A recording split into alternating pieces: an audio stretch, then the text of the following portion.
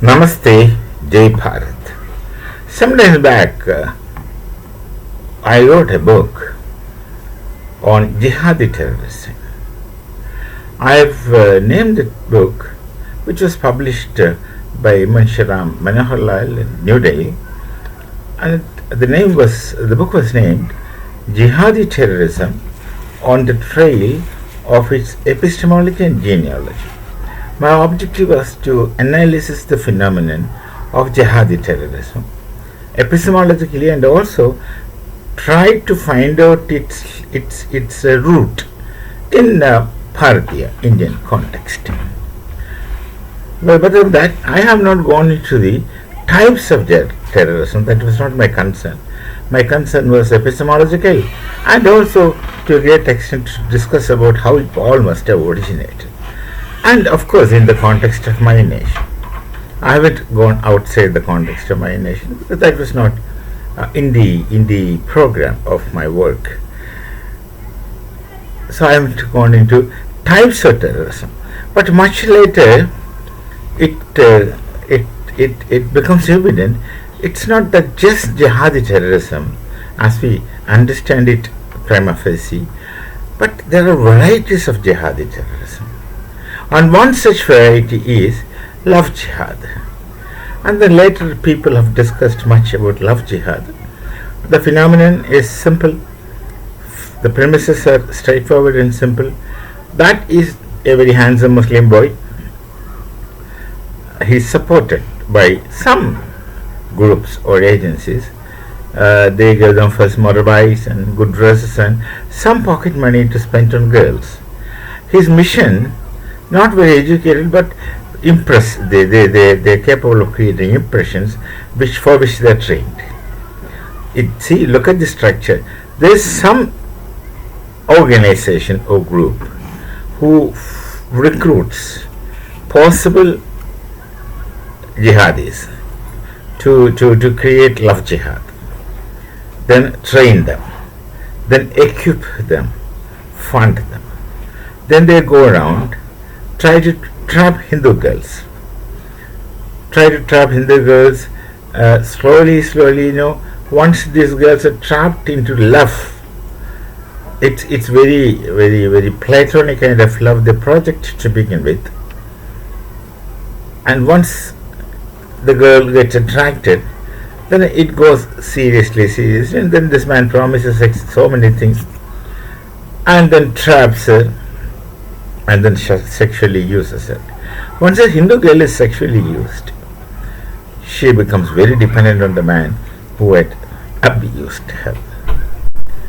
This is a general Hindu psychology. So from that point onwards, the jihadi becomes a master and the victim becomes a slave. From there, this girl thinks that she has no alternative other than to marry this gentleman. And then he immediately agrees that I will marry you, there's no problem. But my family don't agree. They will want you to become a Muslim.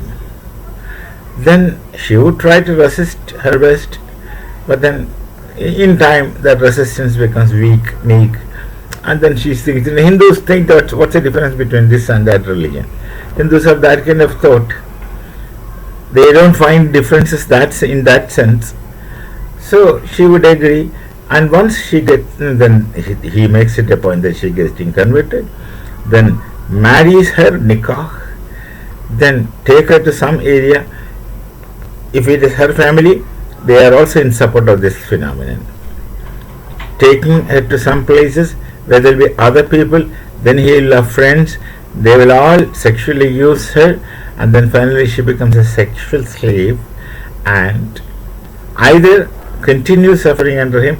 Then of course this girl will be exported to some other foreign countries, especially the terrorist groups in Syria or etc. or sometimes those days in Afghanistan.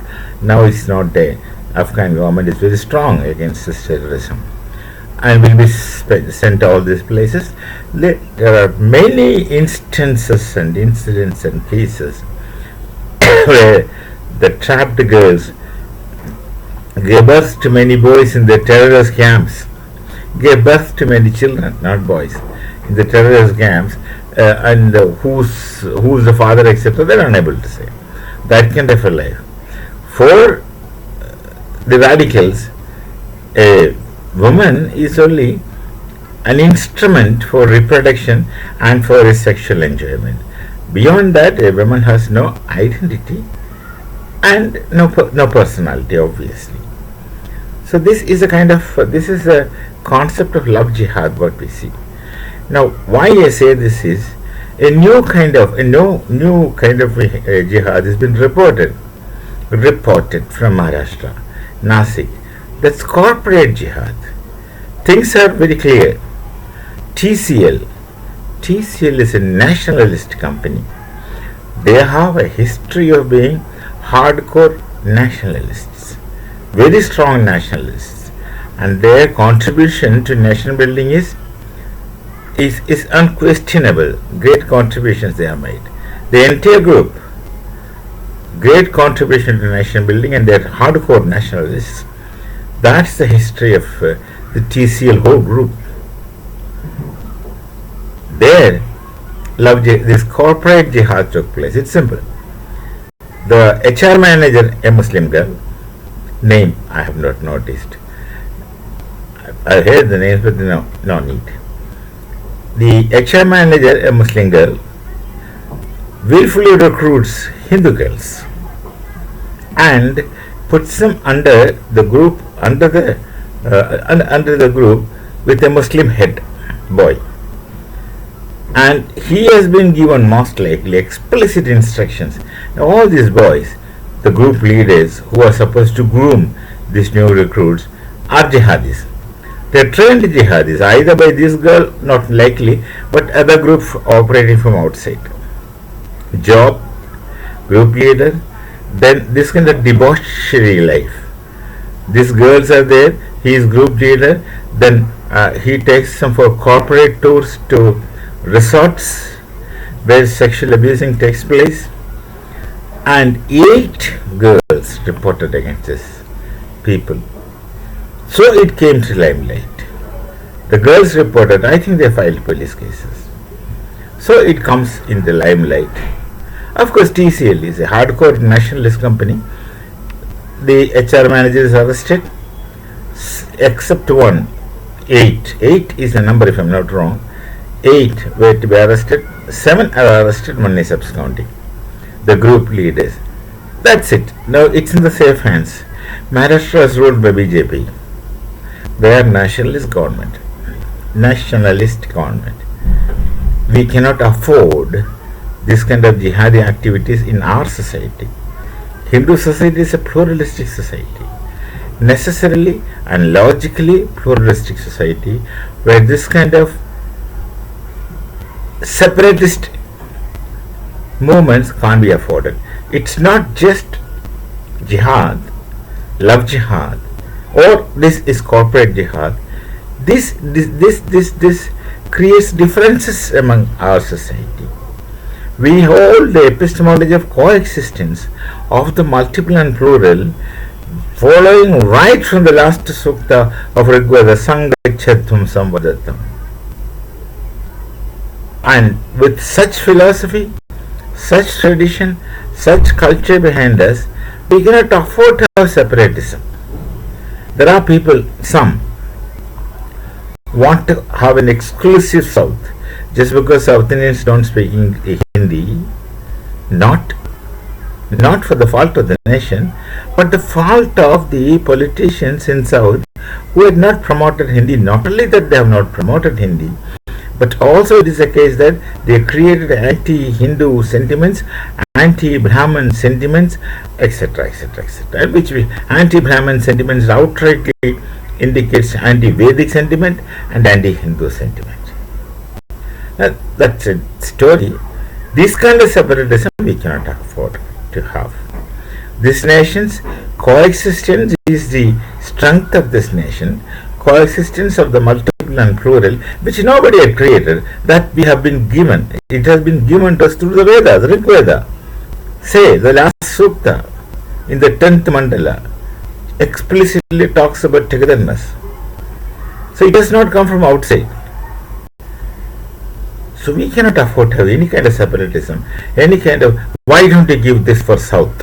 Why don't you give this for East? Why don't you give this for West? Of course, West nobody speaks of, unfortunately. So we can't afford to have that. So Love Jihad had been operating for a long time and it's still operating. But corporate jihad is the first time. Somebody rightly named it as corporate jihad. It might have been going on, we do not know. It's only some bold girls who came out and complained because they live in Maharashtra. They can afford to. They will be supported by the government. It's just now coming out. Corporate jihad, a new thing to me it's new. I don't know, someone must have heard it, but the name is, I'm hearing it for the first time.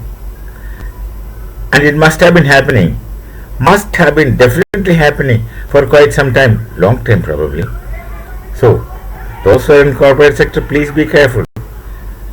There is also the phenomenon of corporate jihad. Whenever one gets an opportunity, wherever a jihadi gets an opportunity, he uses it. His mind is patterned like that. Suicidal it is for them. It's a kind of self-annihilation, getting into this kind of things. Now they are in jail and they have problems in their life. They just don't care because they are martyrs. They are martyrs. They consider themselves as heroes. They will all be heroes because they are jihadis. This mindset, no redemption, no medicine, nothing for this kind of things. Either you have to clear them off, finish them off, or live with them, which is slow death. We shall meet. Namaste. Jai Bharat, Jai Sri Ram.